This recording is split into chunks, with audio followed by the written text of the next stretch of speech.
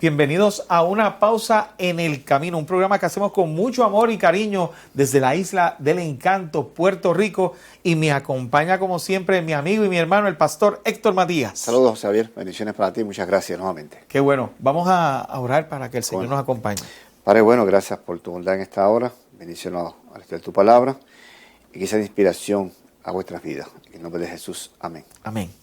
Qué bueno estar reunidos otra vez, y yo quiero arrancar con la pregunta, porque a mí me fascina lo que vamos a estudiar esta semana, lo que vamos a ver, y es el hecho de qué significa para usted o qué significa para el cristianismo el hecho de que los egipcios hayan tratado de oprimir al pueblo de Israel. Lo oprimieron por muchos años, pero esa espectacular salida del pueblo de Israel de Egipto, ¿qué significa para usted? Bueno, Dios tenía un propósito para el pueblo de Israel al librarlo de Egipto, de la esclavitud, del pecado, la servidumbre, la ignorancia, y estableció una relación de pacto con el pueblo de Israel, un pacto de gracia, un pacto de comunión, de relación, con tal de que el pueblo de Israel pudiera dar testimonio al mundo entero del poder de Dios, su poder libertador, su poder redentor, y que todo el mundo conociera que Dios único, Dios salvador,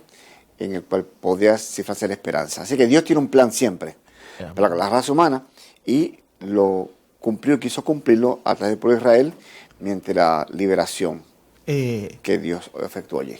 ¿Cómo esa metáfora sobre las alas del águila? Sí. ¿Por qué escoger al águila, particularmente el águila? Bueno, sobre las montañas del monte Sinaí circundaban las águilas, ¿no? Yo no sabía eso. No sabía eso. No sabía. Fíjate que la Biblia usa figuras tangibles, reales, ¿no?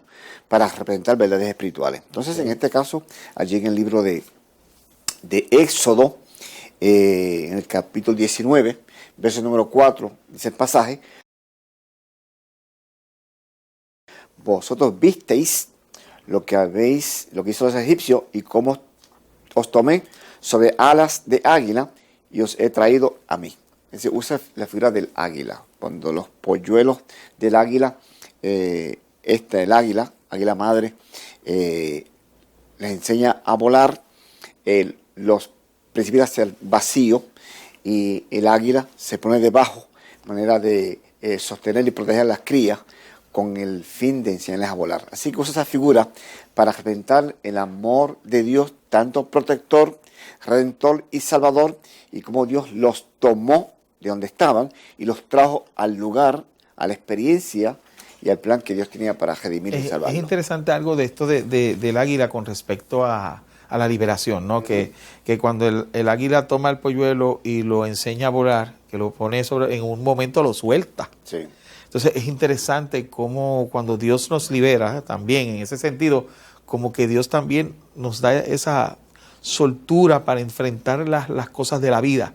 Y esa ilustración de la guía, Dios también nos está guiando todo el tiempo. Bueno, hay que las figuras, por ejemplo, en los Salmos: el que habita al abrigo del Altísimo morará bajo la sombra del Omnipotente. O sea que son figuras reales que la Biblia utiliza para representar el poder de Dios, tanto redentor, liberador y sustentador. Fíjate que usa dos términos allí en el Éxodo: yo los tomé de donde estaban y los traje a. Dios nos toma de donde estamos, nos liberta de la esclavitud, del mal, del pecado, y nos toma para traernos a una experiencia fiel, con tal de que participemos de una relación con Él, una relación de pacto, una relación de comunión, una relación que nos ayude a estar en entera armonía con su santa y divina voluntad. Hay gente que cuando ve Sinaí piensa en truenos, en relámpagos, en algo bien impotente. ¿Qué debemos pensar nosotros del pacto que Dios hace en el Sinaí? Dios escoge el Sinaí, ahí se reúne con Moisés, pues da las tablas, da el pacto.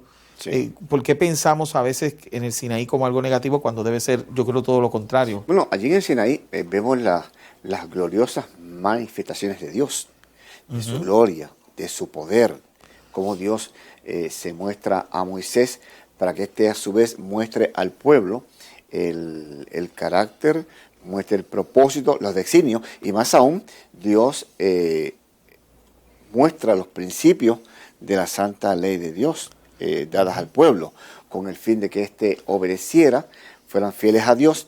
Es decir, que en el Sinaí, en el monte Sinaí, vemos los portentosos actos de Dios, de gloria, de manifestación y de poder para con el pueblo. Y en ese sentido, pues el Sinaí, en vez de darnos miedo, nos da seguridad. No, claro, porque lo que vemos allí en las manifestaciones de truenos, relámpagos, ante la presencia de Dios, tiemblan los montes. Así es. La atmósfera se conmueve.